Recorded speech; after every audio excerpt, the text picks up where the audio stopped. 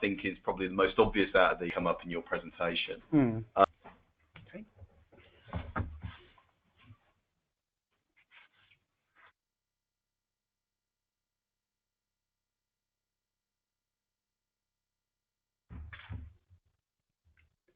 Hello and welcome to the webinar, the Brexit Communications Challenge, how comms and PR professionals can seize new opportunities. My name is Philip Smith. I'm the head of news and content at Gorkana, and I'm delighted to welcome you to the webinar on behalf of Gorkana, Cision and PR Newswire. As I'm sure you will all agree, it is hard to think of a bigger political shock or change in recent years than the result in June of the UK referendum on its membership of the European Union. It's a controversial change, with passions running high on either side of the European argument. But now, with the result of the referendum sinking in, and the UK government, under a new Prime Minister, plotting a route to Brexit, it is clear that communicators and PR professionals cannot avoid the subject.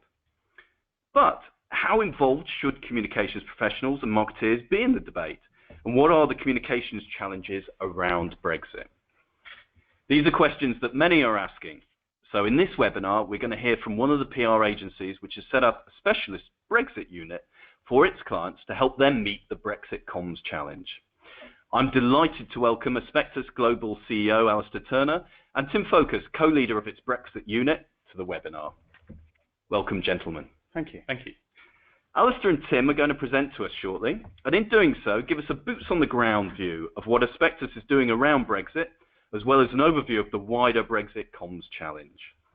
Among the topics in this webinar, we'll be looking at the main communications challenges around Brexit, what PR agencies should do about them, the 7 ages of Brexit, a practical communications blueprint. However, we do want to hear from you about what you want to know about this subject, so do take the chance to send us your questions. And after Alastair and Tim's presentation, which should take some 30-35 minutes or so, I'll make sure there is time to answer your questions. So please use the panel on the right-hand side of the screen, send in your questions, and help me put Alastair and Tim on the spot. Before we start, though, let me tell you a little bit about our 2 guests. Alastair Turner is the global CEO of Aspectus. He leads the agency's global team across Europe, the Americas, and Asia. And over the last 10 years, he has been instrumental in the development of Aspectus into one of the world's fastest growing independent communications agencies. His communications track record covers in-depth experience across loads of specialist sectors and spans companies of all sizes, from disruptive startups to FTSE 100 players. He is ultimately responsible for client delivery across the group and ensuring that Aspectus attracts and retains some of the most talented people in the industry. He says he's proud that Aspectus has never lost a client through poor service and has some of the lowest people churn rates in the industry. He is also a regular contributor to a range of marketing and business titles. Tim Focas, Financial Services Account Director and co-head of the Aspectus Brexit unit, says he has a strong reputation for creating and implementing innovative publicity campaigns that lead to strong business outcomes for financial services focused firms. Earlier this year, Tim developed a cross-client campaign that around the 30th anniversary of the Big Bang, which led to widespread national coverage earlier this year. He also worked on a Sabre Award-winning campaign that promoted the unspoken benefits of dark trading, the second accolade of his career to date. Outside his role at Aspectus, Tim is active on the political scene, working for City Think Tank Colloquium, and he's a regular columnist for City AM. He's also appeared in national press providing expert analysis on a wide range of political issues. I've also promised to give his Twitter feed a plug, so you can follow Tim at TimFocus66. So that's TimFocus66. Focus is spelled F-O-C-A-S, as you'll be able to see on the screen shortly. Together, Alastair and Tim are our Brexit tag team today on this webinar. Alastair is going to kick off the presentation, and then Tim will join in. Remember, though, that we'll put a pair of them together and put them on the spot and get them to answer your questions at the end of their presentation. So please do send in those questions to us, and we'll do our best to get them answered. That's more than enough from me. Alastair, I shall now hand over to you. Please start the presentation. Thank you very much, and thanks for that very generous introduction. I hope we can compete with that. So my name's Alastair Turner. said, my main role really is making sure we do what we've promised to do for clients, but also recruit great people into the business and help retain them. Tim's been with us a number of years, and he really is a fantastic account director on financial services. He's really got involved with the nitty-gritty of regulation, knows the capital markets inside out, but also knows all about disruptive businesses operating within the space. He combines that knowledge with being a member of a think tank that looks at how the city communicates, and he's the perfect guy to head up our Brexit unit. Tim, I've probably stolen your introduction, but I'll big you up. No, it's absolutely fine. I mean, both of your intros have probably covered off what I do perfectly well. But yeah, my main day-to-day responsibilities are overseeing strategic client campaigns and also trying to develop story ideas as well that reach out to very niche audiences, often within the investment banking community. So we wanted to chat a little bit about our Brexit comms unit and why we're doing this, because lots of people have some good tactical ideas for getting involved with Brexit communications, but we wanted to explain and delve into what the real sort of business imperative for implementing them was. What's the business driver for doing this? And I think what we're seeing is that the business world is getting over the shock of Brexit, clearing around some of the commercial realities. And I think the takeaway that you'll be able to get from this presentation is that there is really a risk of sitting back, of not engaging in two-way communications around Brexit with your key audiences, of not engaging them properly. And we don't think that that would be right for any right-thinking shareholder. We feel people need to get involved. So we've drawn on our team across all our specialist sectors. We operate in a number of specialist sectors, all of which are affected in one way or other by Brexit. So we've got people who know financial services, energy and technology inside out. They're dedicated and passionate about those particular areas. But in the likes of Tim, we've also got people who are really connected into the political world. The other co-head of the unit is one of our creative leads in the agency, Dan George, wonderful creative mind who has been heavily involved with the development of some of our practical tips and things that you can get on our website. He's been involved with the development of a white paper called The 7 Ages of Brexit, where we give some really good sleeves rolled up guidance for what you can be doing around Brexit for your business at any stage of growth. So he's led a lot on that. But we've also drawn our content generation capabilities, and that involves written as well as visual communication. It's really important.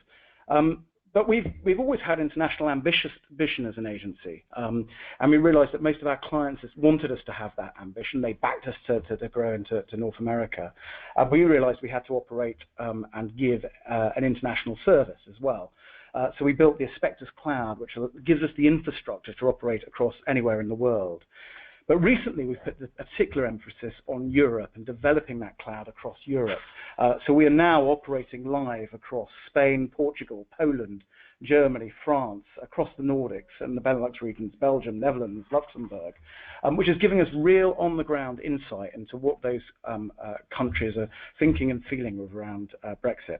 As an international agency, we know how different the approaches to media, the approaches to communications are, and believe me, from one country in Europe to the other, it's the same. So that insight, I think, is really important. For a relatively modest-sized agency as well, being an independent, we made the investment in trying to get an office going outside of the EU, but in Europe. So our Swiss office opened this year. They're already operating and working with a number of fintech startups and consultancies, investment banks. But we wanted to get that insight into people operating within Europe, but from outside as well, so we can offer that. And I'm very pleased that one of our financial services leads is now over in Switzerland a lot of the time, taking on that challenge. We've recently started work with the Swiss Fine Arts Startups, which is essentially an association that helps build the profile of Swiss fintech globally. So that's giving us real insights, and we're open to more partnerships to help build out that knowledge base. But it's not just in Europe, it's not just on the fringes of Europe as well. We're doing things closer to home. We're getting involved with startups Believe it or not, Croydon has an incredibly impressive tech startup scene, and so we're involved there. Some of the guys are going to presentations to there, trying to help all of these businesses at all sorts of different stages of growth, all with a different relationship with Europe, make sense of this post-Brexit world. And the sorts of things that we're getting involved with are an advance on the day-to-day, so messaging, positioning, all of those sorts of things you'd expect. But what's really interesting about the number of sectors that we are involved with is that, that many of the companies have huge amounts of data that they're sitting on that can provide real insight into what's happening in the economy with regards to Brexit. And we've got a brilliant track record of tapping into that data, a really neat methodology of getting the most out of that data, launching and creating indexes so that journalists have got a lot to get their teeth stuck into. That's a little bit about the unit, and I hope that covers that off. But let's dip into the communications landscape. What's the scene for Brexit at the moment? What's the scene and what are people are talking about? In truth, the only thing we know is there's lots of speculation. Nobody actually really knows what's happening or how it's going to transpire.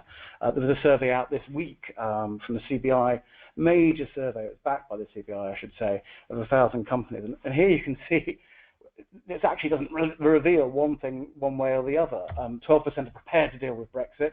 60% believe there's going to be budget cuts and that they haven't made a provision. But on the other hand, 63% are confident of being ready for change. And that Brexit is an opportunity for growth and prosperity. So there's very mixed messages coming out about how people feel about Brexit. I mean, Tim and the financial services team have been looking at listening to some of the autumn statement before we went on air, and you noted down some of the Brexit implications. Yeah. So many on the webinar may have heard some of these statistics already, but the Office of Budget Responsibility has forecast a £122 billion black Brexit hole in the government finances. Obviously, that is a forecast, but it does give a little bit more indication on perhaps the state of the nation's finances as we go into next year with regards to Brexit.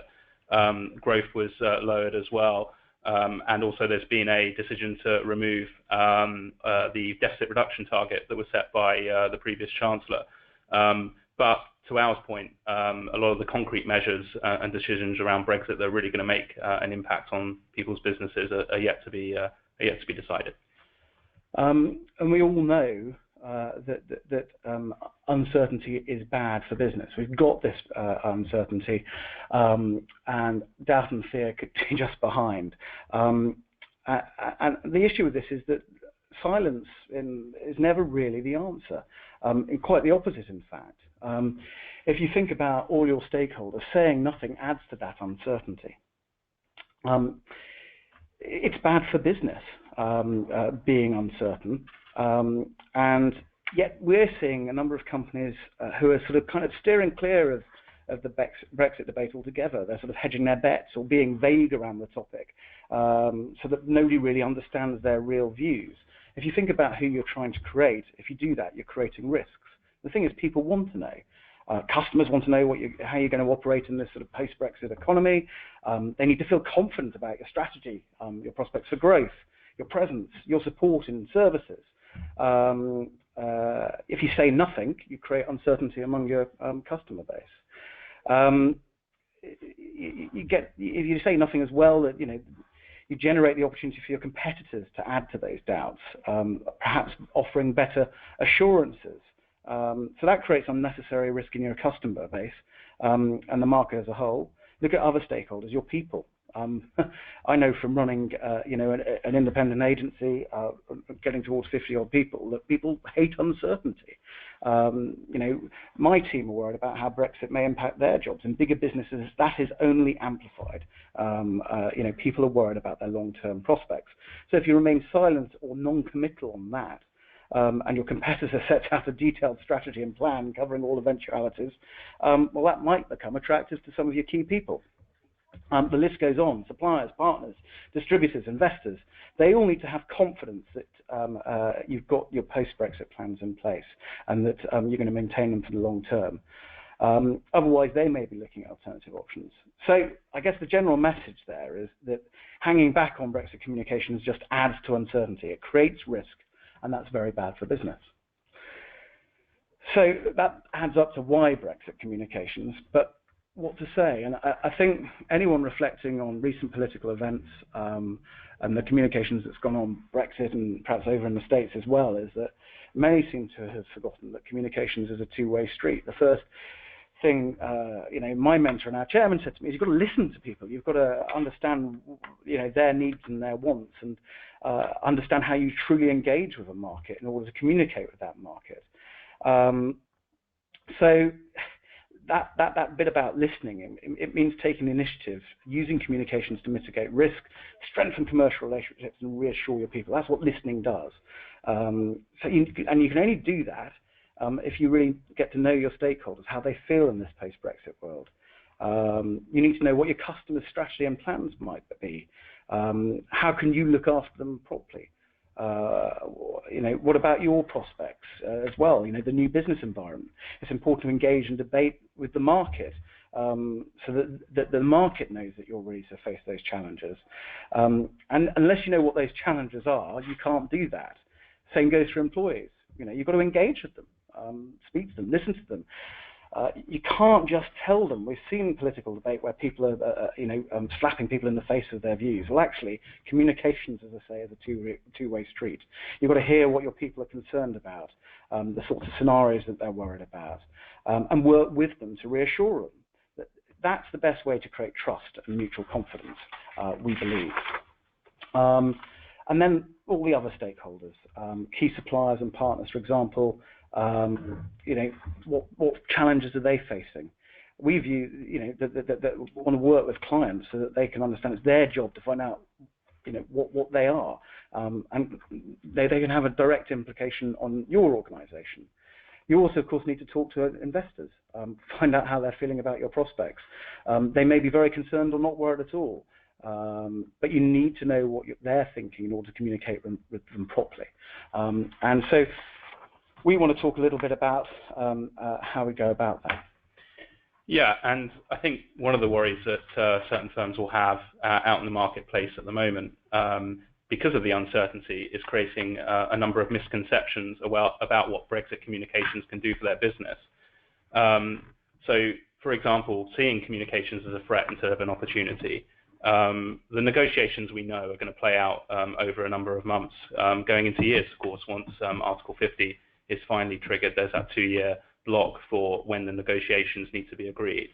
A common trap that firms fall into is only seeing Brexit as something to react to. We all seen the statement about we need to develop a statement or a plan about setting up our base outside of the UK in an EU country before journalists start asking the questions. And of course, preparing for all of those things are very important. You need to give confidence to your customer base that you've got a plan of action in response to Brexit. But there's also a number of opportunities to get on the front foot as well. And a sensible approach, perhaps, is thinking about one central piece of Brexit content to build around one central idea that links Brexit with your business. This piece can then be used, of course, across multiple forms, from developing a series of blogs or articles, webinars perhaps as well that you'd be speaking to your customers at, and of course running a series of in-person events as well. Really, through this approach, not only can firms achieve maximum return from their time invested, but they can also achieve the objective of communicating a message across multiple channels consistently, which is obviously important with something like Brexit.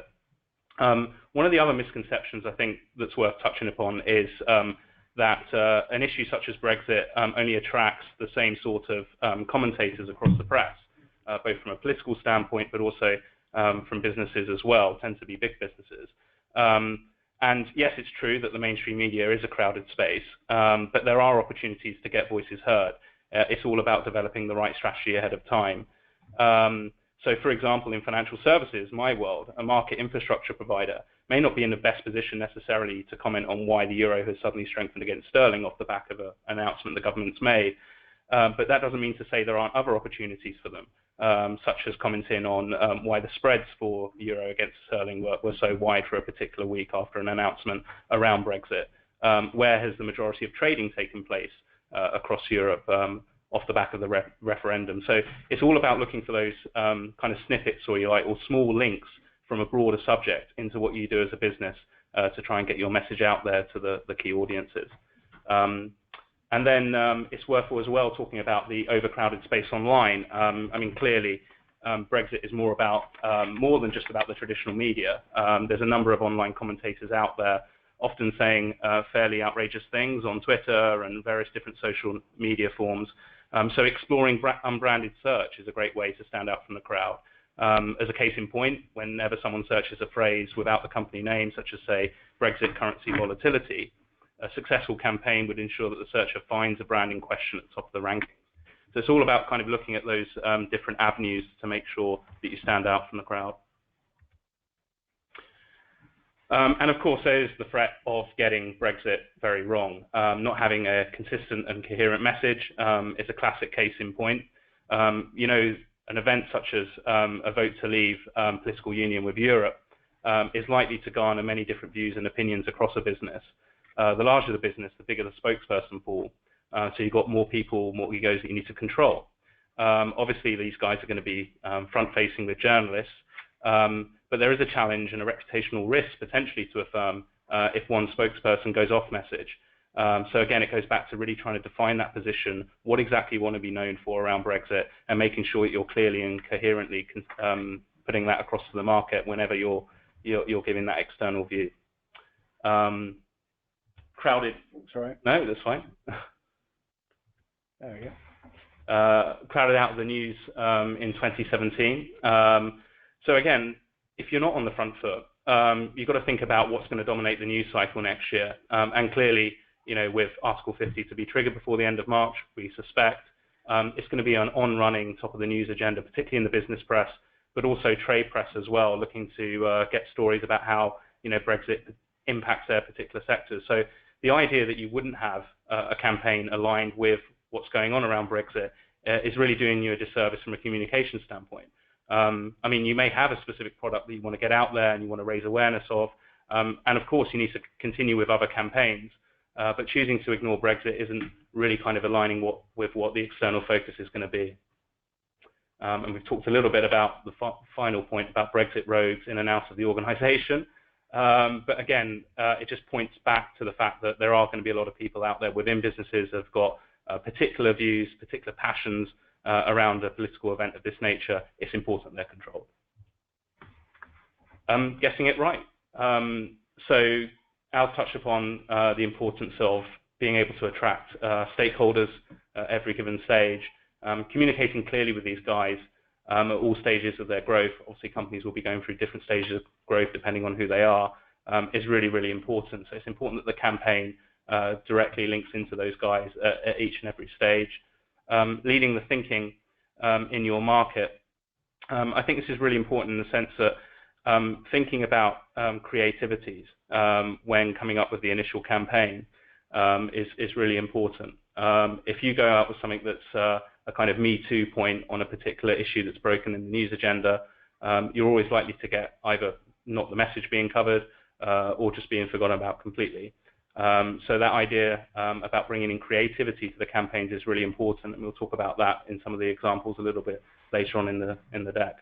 And that also helps shut out the competition as well. Again, many firms will know that they've got to do something around Brexit, but they won't necessarily have thought about exactly how they're going to do it, and it can often be quite rushed from a communication standpoint. News breaking each day, we've got to react to this, this means this for our business, what are we going to say? And by that time it's too late, particularly with so many different channels out there breaking news so quickly. Twitter's a very good example of that. Creating new opportunities. I mean, if you're getting it right, you should see advantages from a new business standpoint, and that's starting to feed through to the various different stakeholders of your business. So I just wanted to run across some examples of successful Brexit campaigns that we have run in recent times. This is an example of a company called Von Tobel. So they're a Swiss investment bank. So if there's someone who knows life outside of the EU, it's going to be a Swiss investment bank. Obviously, they've never been part of the European Union. But they were looking to grow their presence in the UK, sign up more clients, both on the sell side, broker side, but also on the buy side as well. And one of the challenges we're trying to do that is, of course, there'll be multiple other companies in that same position. But one of the unique positions that they were in was the fact that they were an investment bank that was based outside the European Union. They had this story to tell about what life was really like. Obviously, they still got access to the single market, but not really the platform to communicate that story to the UK. Brexit obviously gave them the perfect excuse to do that. And we developed a wider campaign, but off the back of that was an opinion article that we did for City AM. And the results from that, we talk about engaging stakeholders, were a couple of new business leads that they managed to get off the back of that, just one article. So it's a good example of where you can link your existing business opportunities to the Brexit communications agenda. This was touched on in the intro, but Brexit doesn't necessarily mean, or successful Brexit campaigns doesn't necessarily mean always starting from Brexit. So we've just experienced the 30-year anniversary of the Big Bang, a set of reforms back in the 1980s, which led to increased investment and new ideas coming into the city. One of the precursors to that was obviously the fact that it's come from electronic trading, which has come from those ideas and investment, which was something that you think, well, initially, how on earth does that link to Brexit? Well, we developed a cross-client campaign which touched on various different issues around Brexit in terms of the fact that Brexit could potentially be this year or this generation's Big Bang, if you like. And from those cross-client campaigns, we were able to deliver a number of different national coverage hits across the likes of City AM, the London Evening Standard, and also Forbes. Indeed, one of our clients was on Sky News on the day of the Big Bang. So it's about finding that link between an event that's happened in the past that you know is going to be topical on the day with Brexit. Obviously, there's a lot of speculation in some of the comments, but one wonders whether a story of this nature would be as big if we hadn't had the EU referendum. Yeah, and that works outside of the financial services sector as well. And this is, you know, a good example of where we've got a client that has vast amounts of data in a particular area, and we're producing standout pieces of content. I can't name the client, but with them, we looked at the on-the-go economy, and we developed an on-the-go economy report. Not only did it have our client in there and their data, but we also picked in psychologists and workplace specialists to talk about how we're changing our relationship with work and how we're working on the go. That in-depth report is fueling stacks of coverage and will do throughout the year.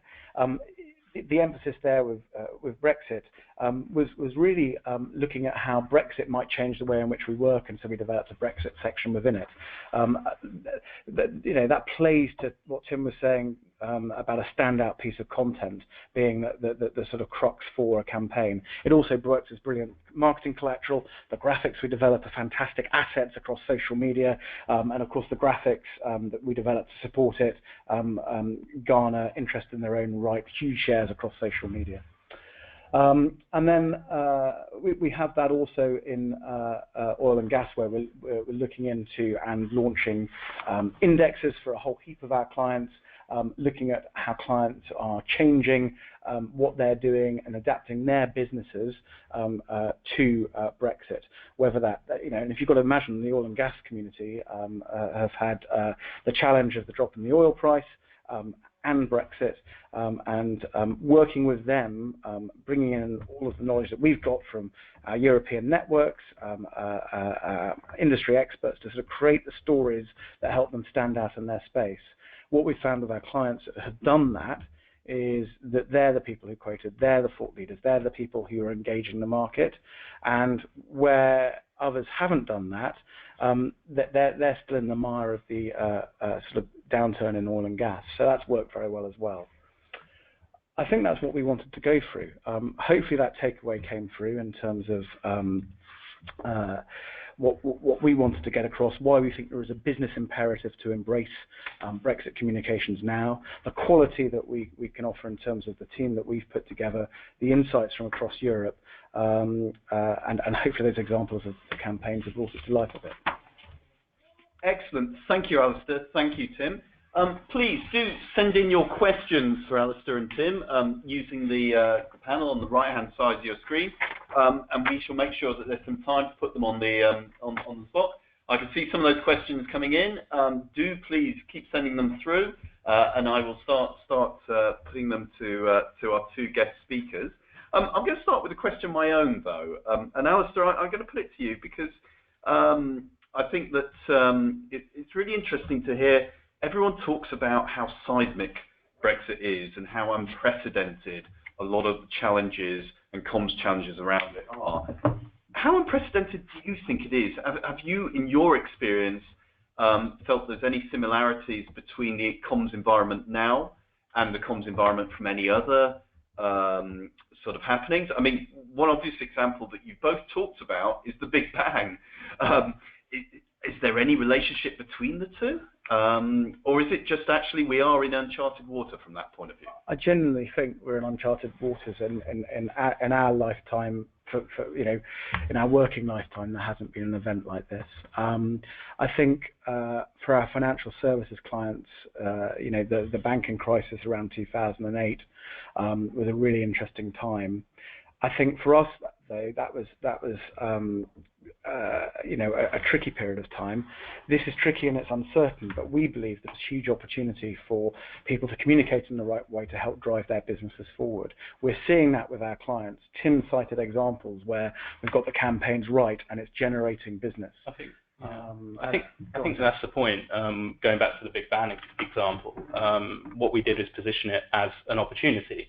And that was where the link was to Brexit. I mean, the Big Bang ultimately was a set of reforms that provided huge opportunity for investment and ideas into the city. And that led to the world of electronic trading that we all see today in financial markets. Now, we don't know what the outcome is going to be of Brexit in terms of the actual reforms that are going to come out of it, what it means from a legislative standpoint. But at the same time, it is a huge event. And it does give you a platform and an excuse to explore what that may mean in a positive way. So it's about kind of thinking about how do you use a topic that potentially could be seen as quite negative, but putting a positive spin on it. And I just add, if I may, for our other sectors, if you think about disruptive technology, we're going through a period of unprecedented change. Those exciting technologies that are going to come into the market and existing businesses that can support that change, there is huge opportunity for them and for them to communicate and lead some of the day-to-day business thinking. I mentioned our energy sector, and particularly oil and gas market. They've got an opportunity to get off the front foot and begin to shut out some of the competition. So that's how we see it anyway. Excellent, thank you.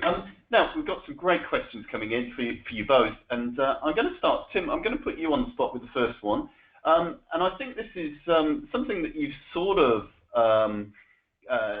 edged on in the presentation, but I'm going to put this to you anyway, and it says, do you recommend PR professionals to still pitch stories related to Brexit, or have we talked about it too much already? Well, I mean, it depends what the story is. I would definitely advise PR professionals to look for angles in and around Brexit. But it goes back to some of the points that we made in the presentation about assessing exactly, kind of what your client does, what it provides the market, and making sure the link from Brexit directly has an impact on what they're providing. Sometimes that may not necessarily lead to business coverage. It may be trade press coverage that comes from that. But if that's speaking to an audience that you're looking to influence, then yes, very much I'd recommend looking at any given possibility to come up with a Brexit angle. I mean, in terms of fatigue, I think the fatigue comes from the fact when people are coming out with the same views. I mean, we touched on that in the presentation as well. So yes, make it different. But that should be part of the storytelling process. You should be given this sort of thought early on. And also it needs to be part of a wider campaign as well. That's the key thing. That two-way piece as well. Yeah. If you've engaged the marketplace and you understand what's important to all of those stakeholders and their concerns, you're the expert, and that means you will be fresh. Yes, and Alastair, if I could come to you about sort of almost media strategies, I'll come to you first on this, Alastair, and then I'll come to you, Tim. But it's a great question. It says, which strategies work best for you when outreaching these new angles to media outlets? So sorry, I missed the first bit. Which strategies have worked best for you when outreaching these new angles to media outlets?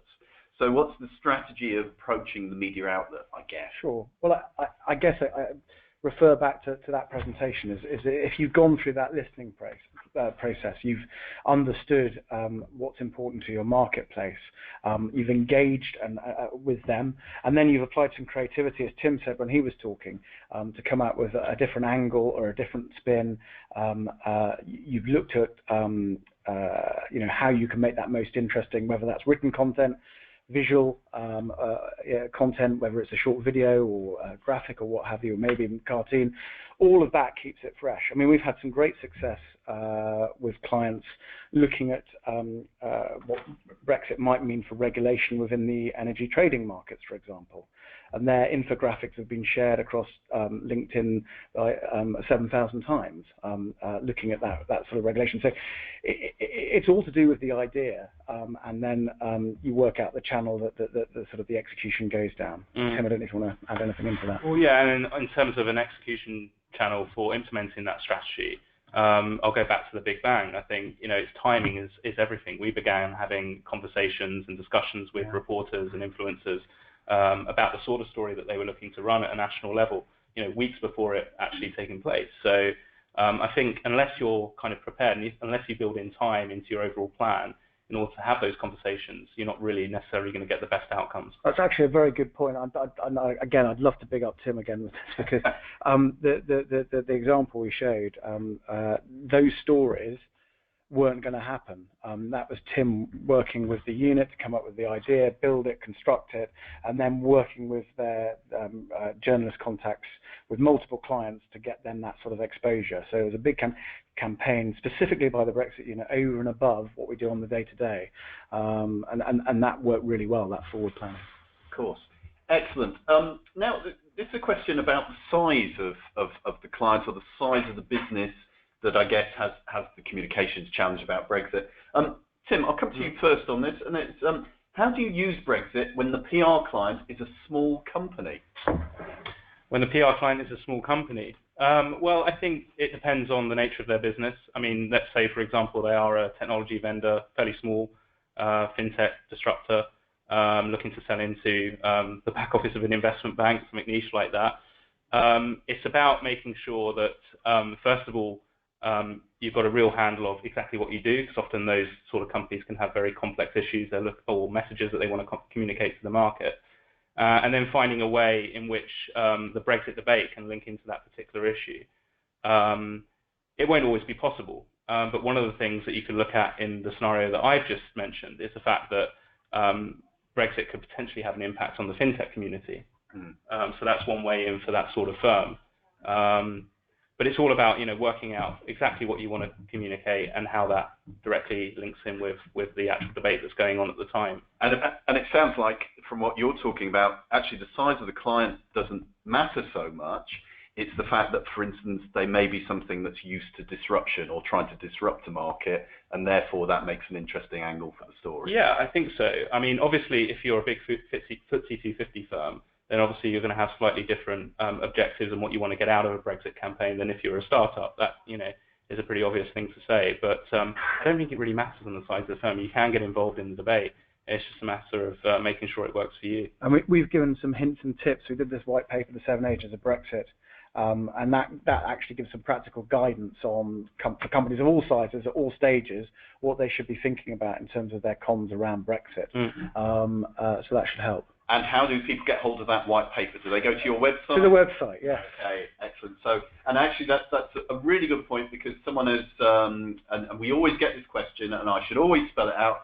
We will make the webinar available to anyone who wants it. You can find details on gorkano.com under our events section, but anyone who's registered for this webinar, we will send a link to you of a recording of the webinar and access to the slides and everything else. So please don't worry. All these words of wisdom are being captured, and we shall make them available to you afterwards. And again, we shall give the Aspectus website another plug at the end of this webinar, so you know where to get the white paper from. Great. Now, Alastair, can I come to you with this question about internal and external comms? Because you mentioned stakeholders, particularly in the presentation. So this question is, should Brexit communications with internal and external audiences differ greatly? Are they equally important? Yeah, I mean, again, our chairman always says the best form of internal communications is external communications, because actually people read that, and I don't mean that as a disservice to colleagues working in internal communications. Generally, though, I think it's engaging all your stakeholders. This is a seismic shift in and it's going to have massive effects on the economy, for good, for bad, who knows.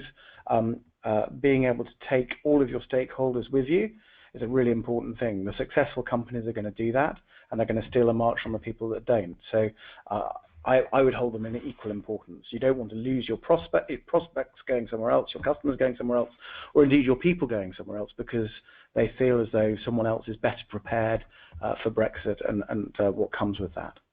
Great. Who wants to handle the Richard Branson question? Tim's looking at me. I shall put the Richard Branson question to you. It's not a rabbit. It's not from Richard Branson. I haven't read it, but you can put it to me. So it's a great question. It's not from Richard Branson, I have to say. No, but, I'm not answering it, though. Tim, what about if your company wants to take a proactive lobbying stance? Is this potentially damaging if you're not Richard Branson? Well, lobbying isn't really my area, so I don't feel 100% qualified to talk on this. Look, I do know of lobbying is that it's obviously going to go on around an event as big as Brexit. Companies are going to want to make sure that it works for them, and they're going to have lobbying strategies in place. I mean, I personally can't speak to them because I wouldn't know what the nature of them would be. So unfortunately, I'm probably not going to be able to directly answer your question. Well, shall we say that someone can email you? We'll make sure your email address is available to them, and you'll find someone who might be able to help. I can definitely find someone who may be able to help with that. So please, we've got your details. We shall send you Tim's details and sort that out after the webinar. So thank you for sending in that question. Alastair, we've got a question about European cloud. Yeah. So I shall put that to you. Do you think having a European cloud that collates continental attitudes towards Brexit is key to positioning clients as thought leaders and getting ahead of the competition? Or is it achievable without these resources? Well, anything's achievable. It depends how much effort you put in. So, however, if you go to the effort of building it and creating it as we have, I think it gives us some pretty unique insights.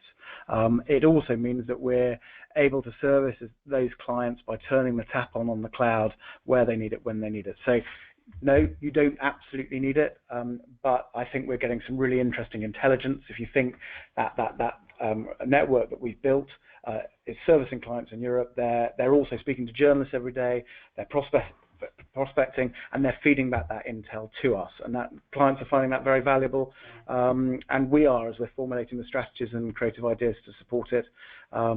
We went to a lot of effort and time to build that out. Great. We've got a lot of questions about different sectors, so for instance like B2C or FMCG, retail and so on. So I'm going to bundle those up in a minute and put them to you both. Before I do that though, Tim, I'm going to ask you a question about Brexit burnout, which is fascinating actually because it's about the overall Brexit strategy that you were talking about and the sort of, I guess it's alluding towards the sort of cycle that Brexit may go through or the process that it's going through. So the question is, how does a campaign avoid Brexit burnout among consumers over the next 2+ years? Should there be breaks in a company's Brexit comments, and how best to monitor reaction? Well, I think it depends on so there's a number of things here. So I think we know that, as you've alluded to in the question, Brexit is obviously going to play out over a long period of time. But within that news cycle, there's going to be different issues and events that affect different companies. So as and when they arise, obviously you need to have a plan of action around them and be able to respond in a fairly swift manner. I think that's the first thing. And also it's probably a way to kind of avoid any form of fatigue around your existing campaign. If you're constantly being able to comment on new and interesting issues that are springing up. But it kind of starts from having, I think we alluded to it in the deck, having that central piece of content that you can dip into throughout the course of a period of time.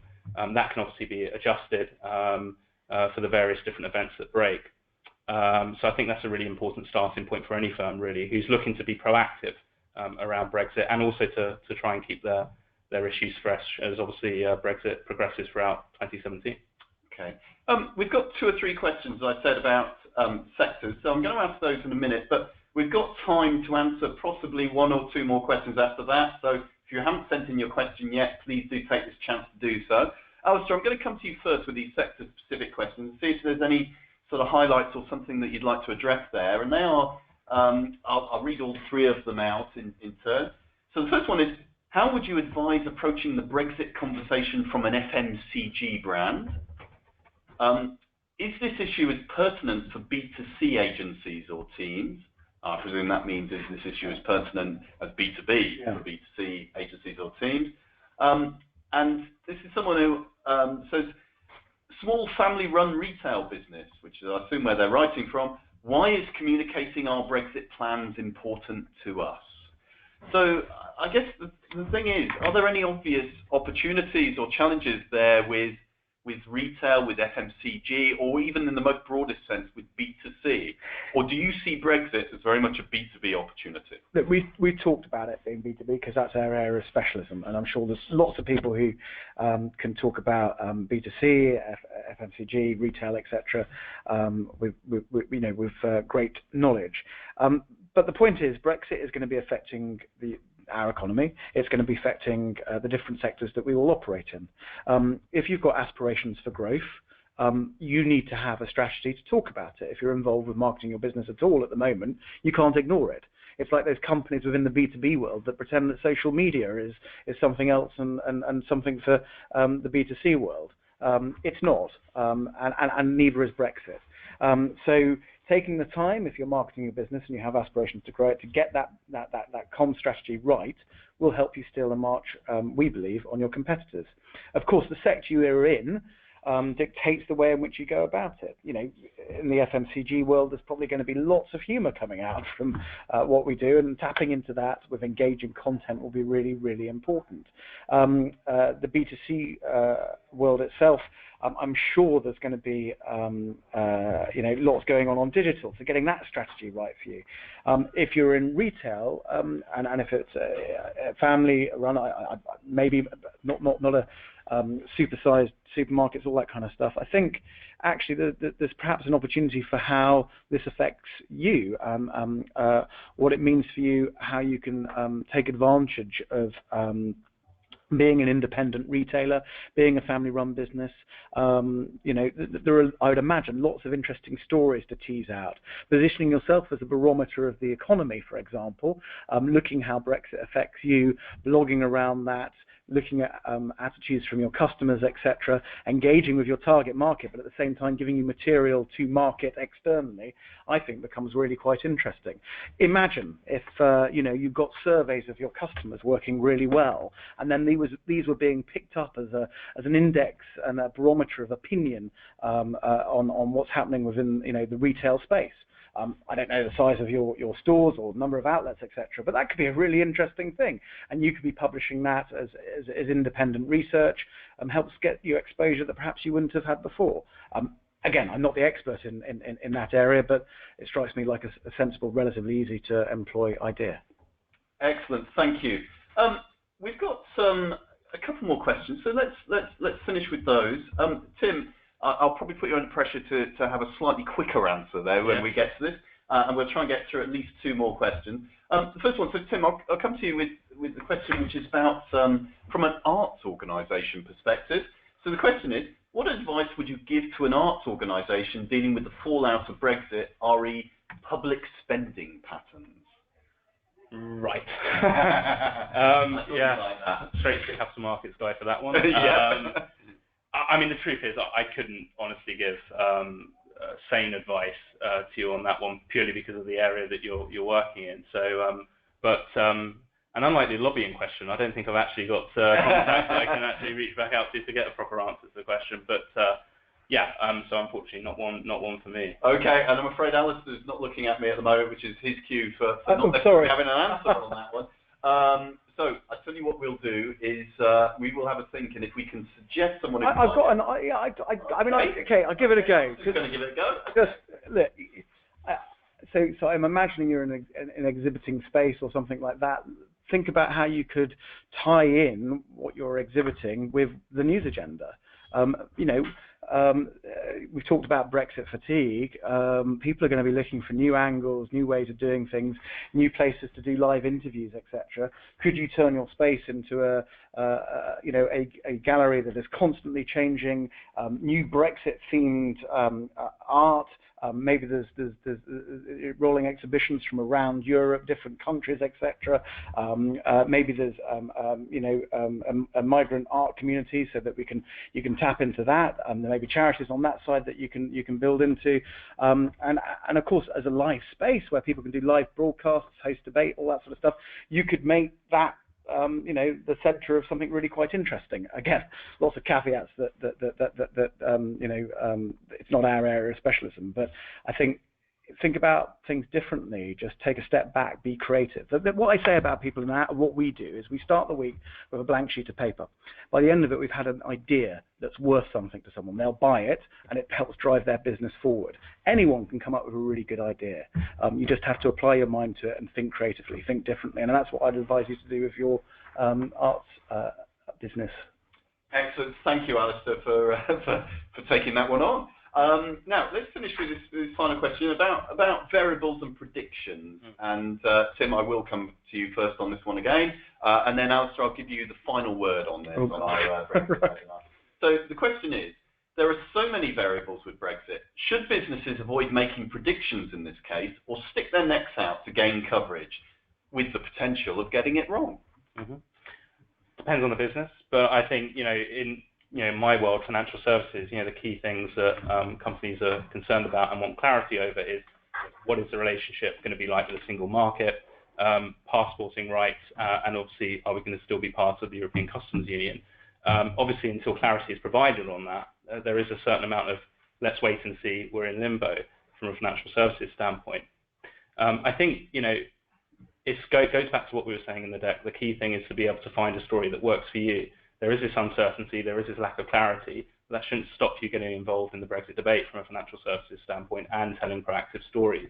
It's about making sure that the issue links into what you're delivering as a business. That would be my view on that. Alastair, is there anything you would add there? And I'd say also, because I'm giving you the final word, is there anything you would leave people with as the one thing they should take away from this webinar, having listened to it? First of all, what about this danger of predictions? Do you see it as a danger? Well, yeah, if you make a prediction, you can always get it wrong. And you're trying to provide certainty. So if you're making lots of predictions that are wrong, you don't look that smart. Having said that, let's assume that you're experts in the area of business that you're in. You can talk around the issues quite confidently. Similarly, it may be that you do have some of this exciting data that we're talking about. Analyzing data and talking about trends in data is something very different to making predictions. And if you're releasing data, quarterly, monthly, or what have you, that gives you something to talk around. And it doesn't mean that you need to make a prediction. You might say the trend is going this way, but actually, look, this has happened, and this could be why. And you're suddenly seen as an expert. So that's where I'd handle that. I think, though, to come back to your second question there, the giveaway is this.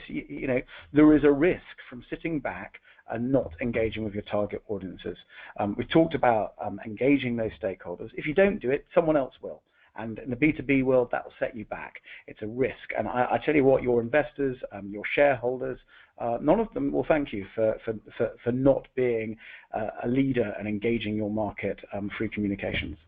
Excellent. Thank you, Alastair. Thank you, Tim. I must say thank you to everyone who sent in questions. I think we got through most of them there. If there's any that we've missed, we'll make sure that we address them. And as I said, also Tim's going to come back to someone with an email suggestion on the lobbying front and a contact there. And we will make sure that you all have access to links to the recorded webinar and to the slide deck as well, and we shall make them available to everyone who's registered. The final thing I want to say, of course, is thanks so much to Alastair and Tim from Aspectus for coming in and for particularly tackling such a wide range of questions, and some of which I might suggest are slightly out of your sphere of initial knowledge, but I think it's been incredibly useful, and I want to thank you both for your time, your expertise, and your enthusiasm that you shared with us today. just finally, before we close the webinar, look out for the end of year webinar at gorkana.com, where we'll be wrapping up the year and looking at some of the big events of the year, and that takes place next month. Go to gorkana.com for details. And I want to finish with a big thank you to you all for listening in and taking part in our special Brexit webinar. See you next time. The webinar is now over.